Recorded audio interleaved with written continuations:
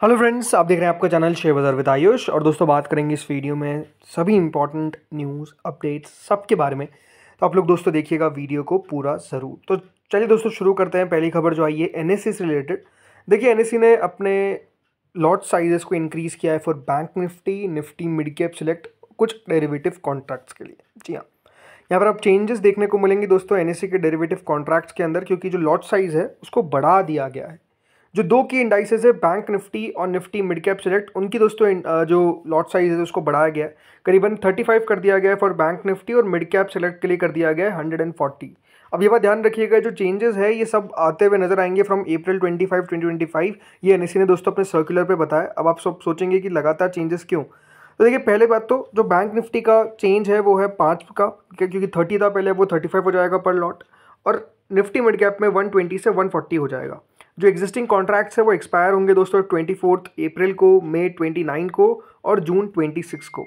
और बाकी याद रखिएगा ट्रेड करेंगे विद प्रीवियस लॉट साइजेस। ये बात ध्यान रखिएगा, निफ्टी 50, निफ्टी फाइनेंशियल या फिर निफ्टी नेक्स्ट 50, इन सब के जो लॉट साइज है वो अनचेंज है, उनमें कोई बदलाव आपको देखने को नहीं मिला है। अब जैसे मैंने कहा, आप सोच रहे होंगे कि चेंजेस हुए क्यों। तो ये बात ध्यान रखिएगा, जो सेबी का ओवरऑल गाइडलाइन है कि एक पीरियोडिक लॉट साइजेस में एडजस्टमेंट्स होने चाहिए, उसी को ध्यान में रखते हुए, उसी के मद्देनज़र आप कह सकते हैं कि दोस्तों जो चेंजेस है उस वो एनएससी को लाने पड़े हैं। अब आप कह सकते हैं दोस्तों लगातार एफएनओ को लेकर एक अलग सा संग्राम छिड़ा हुआ है, क्योंकि लगातार दोस्तों चेंजेस जो है वो हमको देखने को मिल रहे हैं। पहले ये बात ध्यान रखिएगा, एनएससी ने कहा था कि जो एक्सपायरी डे है वो चेंज हो जाएगा फ्रॉम 4 अप्रैल, बट वो एनएससी नहीं कर पाई क्योंकि उसके पीछे का रीज़न निकल कर आ गया। क्योंकि यहाँ पर सेबी ने कह दिया कि आपको या तो ट्यूसडे चुनना है या तो थर्सडे चुनना है, जिसके कारण जो एनएससी ने अपना एक्सपायरी डे चेंज किया था मंडे को, उसको दोस्तों यहाँ पर एनएससी को अपने जो फैसला है उसको होल्ड पर रखना पड़ा, फिर आप कह सकते हो उस पर उससे डिफ़र करना पड़ा।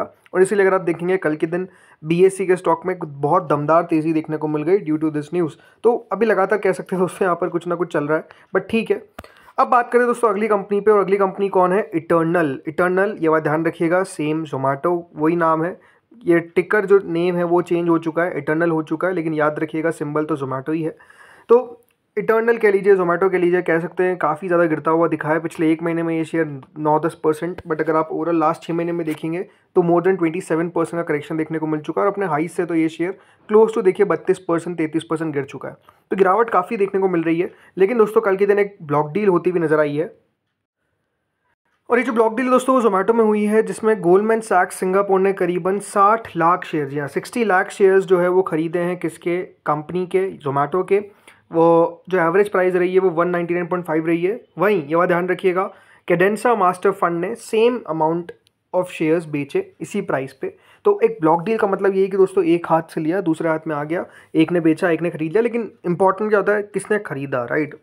तो देखिए गोल्डमैन सैक्स ने खरीदा, वहीं किसने बेचा भी इंपॉर्टेंट होता है। लेकिन अपने आप में देखिए गोल्डमैन सैक्स का काफ़ी ज़्यादा नाम है और one of the biggest funds में से एक है।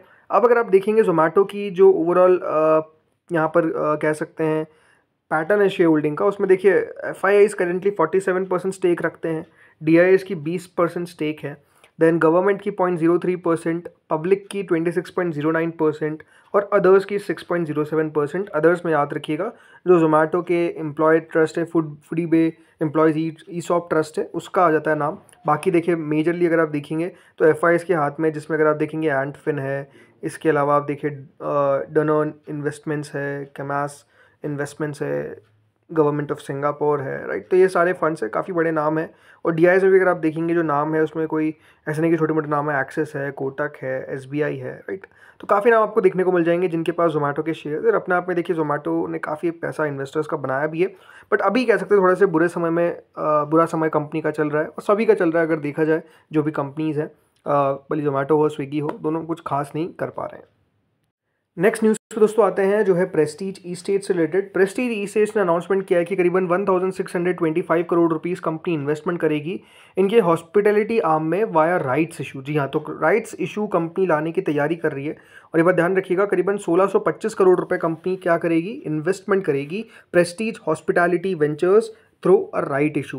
ये जो इन्वेस्टमेंट है ये कैरी आउट होगा in one or more tranches, aims to strengthen PHVL's hospitality business, यानी इसको और स्ट्रॉन्ग करने की कंपनी कोशिश कर रही है और कंपनी फोकस करेगी कि किस तरीके से डेवलप कर सके और ऑपरेट कर सके हॉस्पिटैलिटी प्रोजेक्ट्स, राइट। अब ये बात ध्यान रखिएगा, ये जो फर्म है ये इनकॉर्पोरेट की गई थी इन 2017 और कंपनी का जो टर्नओवर है वो 4161 करोड़ का था एज ऑफ March 31, 2024। इसके बाद से अगर आप देखेंगे कंपनी एक होली ओन सब्सिडरी है, ट्रांजैक्शन को कैटेगराइज किया जाएगा as a related party deal, लेकिन प्रेस्टीज एस्टेट ने स्टेट किया है कि ये कंडक्ट करेंगे एट आर्म्स लेंथ, यानी इसमें कंपनी ने क्लैरिफाई किया है कि जो प्रमोटर्स है have no financial stake in the transaction, यानी सारा का सारा पैसा ओवरऑल, ये बात ध्यान रखिएगा, कंपनी खुद यूज़ करने वाली, कोई प्रमोटर्स के पास नहीं जाएगा। ये ओवरऑल कंपनी ने क्लियर कर दिया है। ये जो राइट इशू है ये एक्सपेक्टेड है कि ये कंप्लीट हो जाएगा बाय March 31, 2025 और जो शेयर्स परचेज करे हैं इन कैश, प्रेस्टीज एस्टेट्स ने अश्योर किया है कि ये जो मूव है इससे PHVL की जो ओनरशिप स्ट्रक्चर है उसमें भी कोई बदलाव आपको देखने को नहीं मिलेगा। तो अपने आप में कह सकते हैं इंपॉर्टेंट खबर है इस कंपनी के लिए। नेक्स्ट न्यूज़ है दोस्तों रेलटेल कॉर्पोरेशन के लिए। रेलटेल कॉर्पोरेशन ने दोस्तों कल अनाउंसमेंट किया कि इनको एक ऑर्डर मिलता हुआ नजर आया फ्रॉम इरकॉन इंटरनेशनल।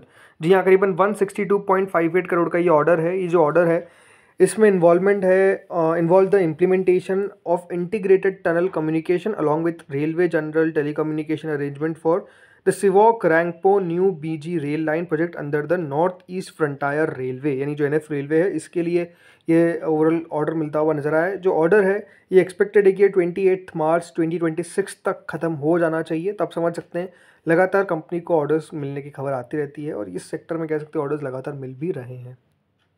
अब आते हैं दोस्तों FI और DI पे। कल का डेटा हमने डिस्कस नहीं किया, तो देखिए कल के दिन FIs ने क्या किया। FIs ने दोस्तों कल के दिन बिकवाली कर दी। जो FIs लगातार दोस्तों पूरे हफ्ते में खरीदा लेकिन आखिरी दिन आके फाइनेंशियल ईयर के आखिरी दिन ऑलमोस्ट आप कह सकते हैं बिकवाली कर गए। करीबन अगर आप देखेंगे यहाँ पर शुरुआत में 3055 करोड़ खरीदा, देन 5371, देन 2240, फिर 11111, लेकिन आखिरी दिन दोस्तों आकर बेच दिया। ठीक है, पूरे हफ्ते दोस्तों अगर आप देखेंगे बाइंग लगातार FIs के द्वारा देखने को मिली है। DIs ने कल के दिन खरीदारी करी 7646 करोड़ की, तो नेट काफ़ी अच्छा फिगर था कल के दिन भी, बिकॉज 4352 करोड़ की सेलिंग है, उसके सामने 7646 करोड़ की बाइंग है। अब इंपॉर्टेंट बात क्या है, पूरा मार्च का महीना दोस्तों कल खत्म हुआ, क्योंकि अब ये बात ध्यान रखिएगा हम अप्रैल में ही शुरुआत करेंगे। तो मार्च में FIs की फाइनली दोस्तों बाइंग आई है, लेकिन हाँ सिर्फ 2000 करोड़ की है, ऐसा नहीं कि बहुत बड़ा फिगर है। और अगर कल मान लीजिए 6-7 हज़ार करोड़ रुपए का बेस डालते कल FI, तो होता क्या कि दोस्तों जो ये बाइंग का फिगर है ये फिर सेलिंग में तब्दील हो जाता और एक और महीना होता जहाँ पर FIs की बिकवाली आ जाती। और ये कौन सा महीना होता है, लगातार दोस्तों 6th मंथ। तो ध्यान रखिएगा, अक्टूबर में बिकवाली करी, नवंबर में बिकवाली करी, दिसंबर में बिकवाली करी, जान में बिकवाली, फेब में बिकवाली, लेकिन मार्च में आते आते अंत में आते आते आप कह सकते हैं जो बाइंग है वो शुरू करी और मार्च में करीबन 2014 करोड़ खरीदा। और अब देखिए जब FIs बाय करते हैं तो निफ्टी किस तरीके चलता है, निफ्टी चलता है दोस्तों इस पूरे महीने के अंदर 6.30%, और इससे पिछला हफ्ता काफ़ी ख़राब, उससे पिछला हफ्ता भी ख़राब था, देन दिसंबर के मंथ में भी निफ्टी 2% गिरा, नवंबर में भी गिरा, अक्टूबर में भी गिरा, लेकिन इस महीने आप देखिए मात्र 2000 करोड़ की बाइंग आई। टोटल तो 2000 करोड़ ही इस महीने, बट निफ्टी चल गया 6%, बिकॉज बाजार को कैटलिस्ट चाहिए बढ़ने का, राइट। और वो कैटलिस्ट क्या था, FI की बाइंग। इस हफ्ते भी सॉरी इस महीने भी DIs को अगर आप देखेंगे तो DIs ने तो अपना पूरा काम किया, 37,000 करोड़ की बाइंग करी, लेकिन आप देखिए पैसा अलग है, राइट। ऐसा तो पैसा सेम है, लेकिन जो विदेशी पैसा आता है उसका बाजार ज़्यादा आप कह सकते हैं कि तवज्जो देता है। और 6% दोस्तों इस महीने ज़रूर चला, स्टिल 37,000 करोड़ की बाइंग थी, लेकिन इससे पहले भी अगर आप देखेंगे 64,000 करोड़ की बाइंग, 86,000 करोड़ की बाइंग जान के मंथ में, दिसंबर में बाइंग, नवंबर में बाइंग, अक्टूबर में बाइंग, बट स्टिल अब निफ्टी देखिए 6% गिरा, 0.71% गिरा, 2.02% गिरा, तो बात वही है, राइट। तो अच्छी बात है कि देखिए FIs का पैसा बहुत इंपॉर्टेंट है मार्केट्स के लिए, FIs का पैसा आना चाहिए, और देखते हैं अब कितना FIs का पैसा आता है in the month of April. आप लोग कमेंट में बताइए मुझे कि क्या FIs बाय करेंगे या फिर सेल करेंगे, बताइएगा कॉमेंट सेक्शन में। अब चलिए दोस्तों आ जाते हैं आखिरी खबर पे, और ये आखिरी खबर है डिक्सन टेक्नोलॉजी से रिलेटेड। किस तरीके से बताता हूँ, देखिए यहाँ पर सरकार ने कल अनाउंसमेंट किया PLI स्कीम का करीबन 22,919 crore for electronic component manufacturing. ये बात ध्यान रखिएगा, डिक्सन भी इसी में है, और इसीलिए दोस्तों डिक्सन को फ़ायदा होता हुआ देखने को मिल सकता है, बिकॉज सरकार ने कल फिर एक और PLI स्कीम अनाउंसमेंट करी है जिसमें 22,919 करोड़ रुपये जो है वो दिए जाएंगे फॉर पैसिव और non semiconductor electronic component with an outlay of 22,919 crore. ये पहली स्कीम है जो फोकस करती है on promoting the manufacturing of passive electronic components, right. So यहाँ पर आप कह सकते हैं सरकार ने बताया कि इससे डायरेक्ट एम्प्लॉयमेंट क्रिएट होगा फॉर 91,600 करोड़ और इन्वेस्टमेंट अट्रैक्ट हो सकता है अराउंड 59,350 करोड़, राइट। तो अपने आप में एक अच्छा यहाँ पर अनाउंसमेंट जो है वो किया गया है। देखते हैं किस तरीके से कारोबार करता है मंडे को। तो दोस्तों इस वीडियो में इतना ही था। होपफुली वीडियो बढ़िया लगा होगा। अगर वीडियो बढ़िया लगा तो प्लीज़ लाइक करिएगा, चैनल से पहली बार जुड़े हो प्लीज़ सब्सक्राइब करिएगा। Thank you friends watching this video.